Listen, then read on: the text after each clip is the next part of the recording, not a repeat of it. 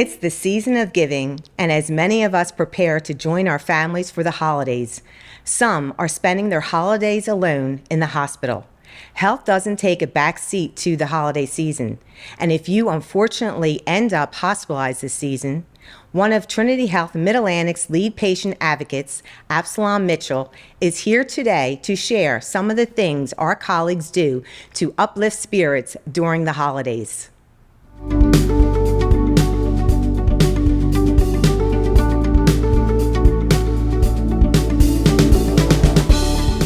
Thank you so much for joining us today, Absalom. Thank you for having me. So, can you tell us a little bit about your role and the importance of patient experience? So again, I'm the lead patient advocate for Mercy Fitzgerald Hospital, as well as our St. Francis campus. And my job basically is to advocate for our patients, to make sure that we have that we're making sure that the patient experience is great, that they're having a good time while they're at the hospital. I know that sounds kind of weird, but we do want people to have a good time. We do want people to feel like they're being loved and cared for while they're at the hospital. And there are times when we're not on the same page as far as maybe the medical team or some other person that's on the team. And my job is to basically help everyone get back on that same page. And so that's my job. And patient experience is so important because in a hospital, you do come in for medical care, right? But as you said earlier, your family isn't there 24/7. Your support system isn't there 24/7. So the hospital becomes your support system. They become your family, they become your friends and your advocates. And so that's where patient experience and the patient advocate comes in. We're lucky to have you. Many people, like you said, unfortunately do end up in the hospital around the holidays. What have you done in the past to make sure spirits are kept uplifted during the holiday season? Great question. So one in particular I can think of during the July 4th holiday, where everyone's out barbecuing and having a great time. We came up with a program or something special to do for our patients, especially our veterans, because we tend to have quite a few veterans that come to our hospitals, and we had blankets made up for them. So meaningful. Yes, so meaningful. And we, say thank you for your service on the blankets. But we also passed them out, came in during that time, spent time specifically not asking any patient experience related questions or trying to do any service recovery, but just letting the patients know we're there just to spend time with you and to just sit down, have meaningful conversations, and just so they can feel like they were a part of the celebration that people were having outside of the hospital. I love that. That's great. What resources are available to patients who may not have family or visitors while they are hospitalized? So one thing we incorporated in our Mercy Fitzgerald Hospital, and we're hoping that this is a pilot that's going to take off with our other campuses, but we have included patient ambassadors along with our patient advocates. And the job of the patient ambassador is to go around and to spend time ensuring that our patients have that contact with people, not just the medical contact, but to have that personal touch. And so one of the things that we're doing is just making sure that our patients feel that community, that sense of community. And so we incorporated patient ambassadors. So they're basically representing the hospital, but they're being more so like I'm trying to find the best word to use.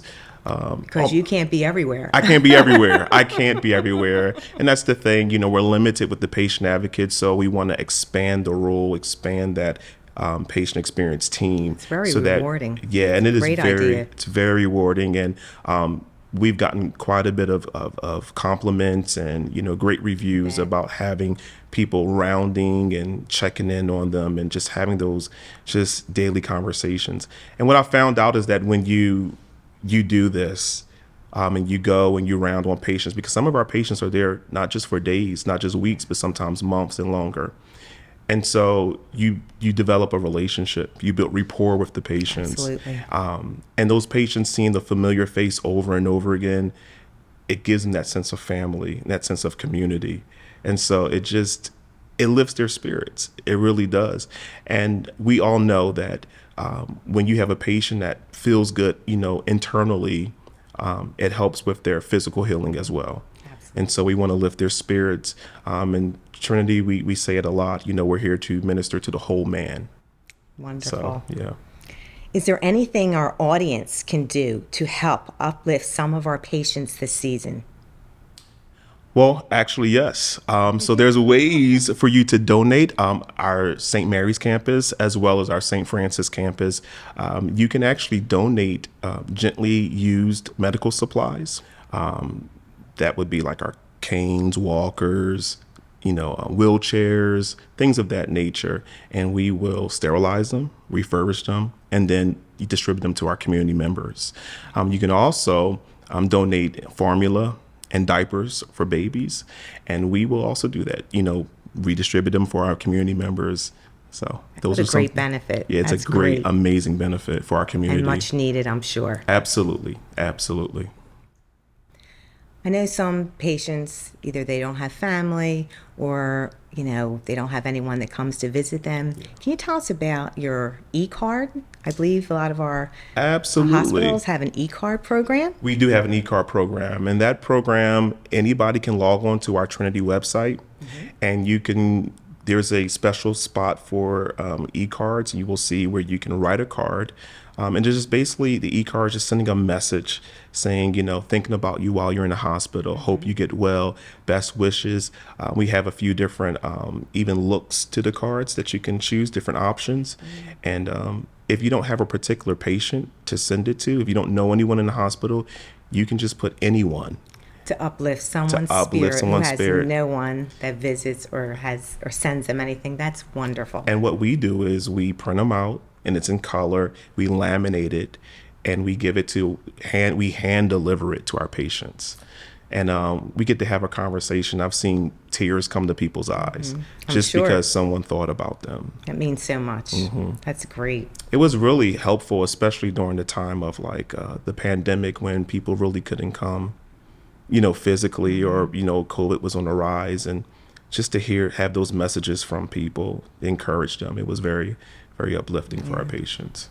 I can see you really love your job, and we're so lucky to have you and the patient ambassadors who also visit our patients. And they're the people in between that make everything smooth and make sure the patient experience is wonderful while they're in the hospital. Absolutely.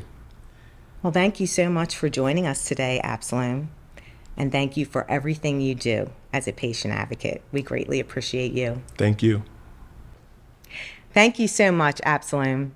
We at Beyond the Stethoscope and Trinity Health Mid-Atlantic wish you all a healthy and happy holiday season. Stay tuned in the new year for more episodes of Beyond the Stethoscope. Happy holidays.